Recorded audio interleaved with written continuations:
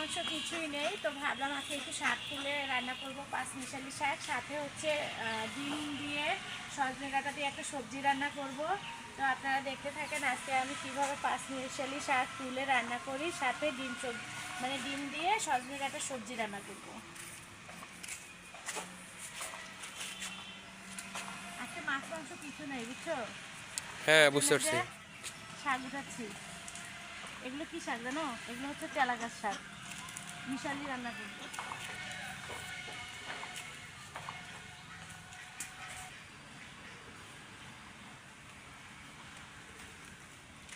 এই তো তেলা গাছ শাক নিলাম একটু।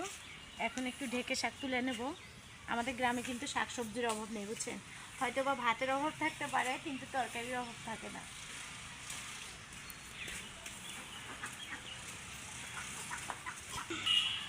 এখন হচ্ছে অন্য জায়গায় যাচ্ছি, একটু ঢেকে শাক তুলে নেব।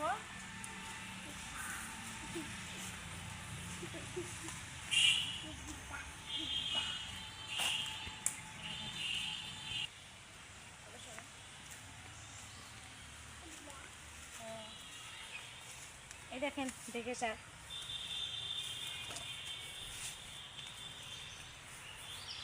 অনেক ঢেকে শাক হয়েছে, বুঝছো? দেখো, হ্যাঁ, অনেক হয়েছে। অনেকদিন থেকে তোলা হয় না, তো মাশাআল্লাহ ভালোই ঢেকে শাক হয়েছে। আবু এগুলো না, এই দেখেন মেয়ে জঙ্গল তুলে আনতেছি। এই যে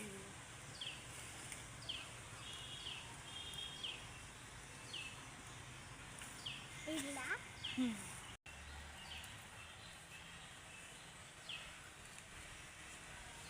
তুমি পারবা না তো বাবা।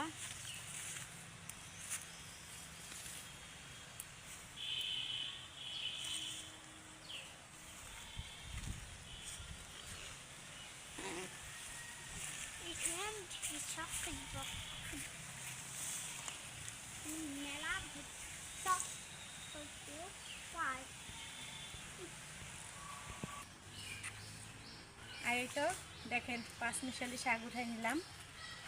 এই দেখেন কতগুলো, ঠিক আছে? এই যে হেলেঞ্চা শাক, তেলাকার শাক, ঢেকা শাক, লাউ শাক সবই আছে, মিক্সড আছে, বুঝছেন? শাক তোলা শেষ, এখন রান্না করব।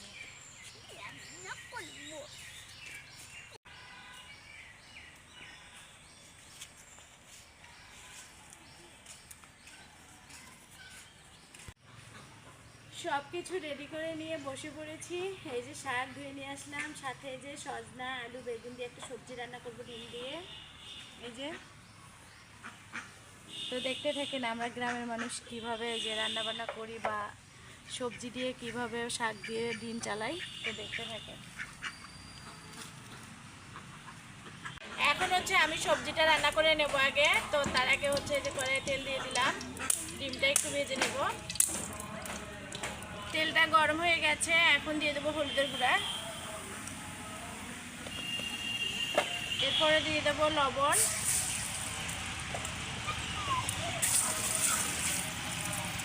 এখন দিয়ে দেবো ডিমগুলো,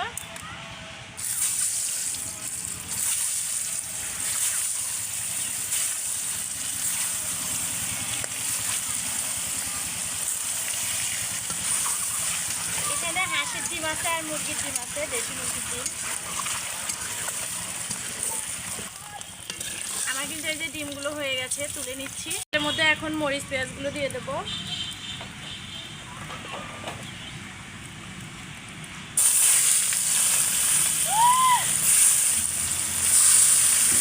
সবজিটা একটু ঝালটা বেশি দেবো। এগুলো আমি একদম লাল লাল করে ভেজে নেব।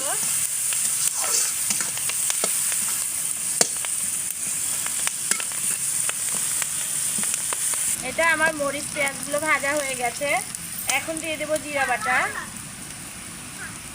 এই যে দিয়ে দিলাম জিরা বাটা।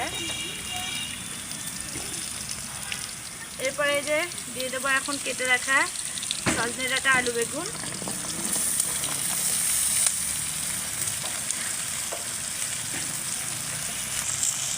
এরপরে দিয়ে দেবো হলুদের গুঁড়া,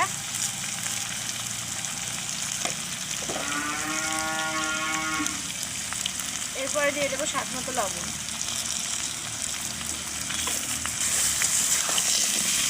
এইভাবে সজনে ডাঁটা রান্না করে খেয়ে দেখবেন, ডিম দিয়ে ভীষণ ভালো লাগে।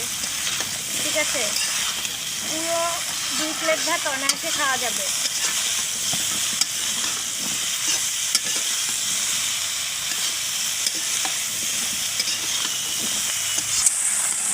এখন হচ্ছে আমি একটু হালকা মানে ঝোল উঠেছে, সেই ঝোলে একটু সবজিগুলো কষাই নেব। এখন দিয়ে দিলাম, ঢেকে দিলাম।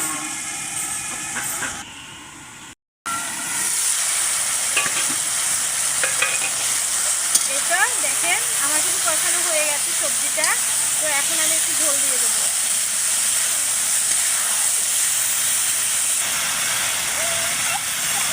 পরিমাণ মতো ঝোল দিয়ে দেবো।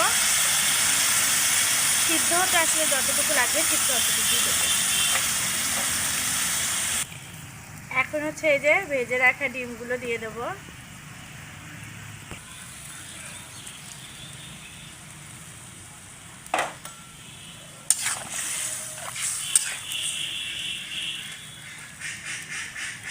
আর এখন আবারও ঢেকে দেবো।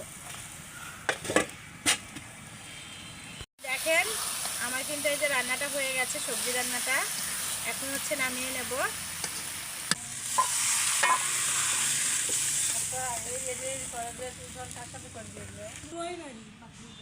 এই যে আমার সবজি রান্নাটা হয়ে গেছে, এখন শাক রান্না করব। এখন এই যে শাকগুলো সিদ্ধ দিয়ে দেব।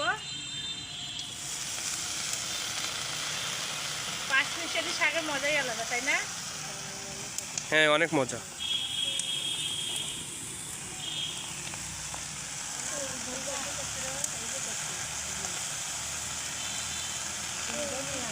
দিয়ে দিলাম একটু লবণ।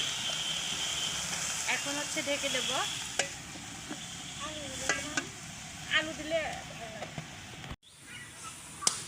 এই তো শাক সিদ্ধ হয়ে গেছে। দেখছো কতটুকু হয়েছে? অল্প একটু হয়েছে। অল্প একটু তো হবে। হ্যাঁ, এতগুলো শাক তুললাম, দেখেন কতটুকু হয়েছে। এতে দেখেন শাকটা কিন্তু একেবারে ঝরঝরা হয়েছে।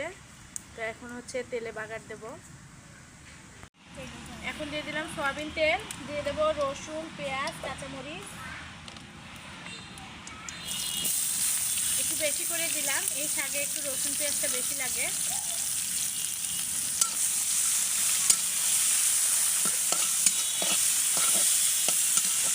মরিচ পেঁয়াজ ভাজা হয়ে গেছে, এখন শাকগুলো দিয়ে দিলাম।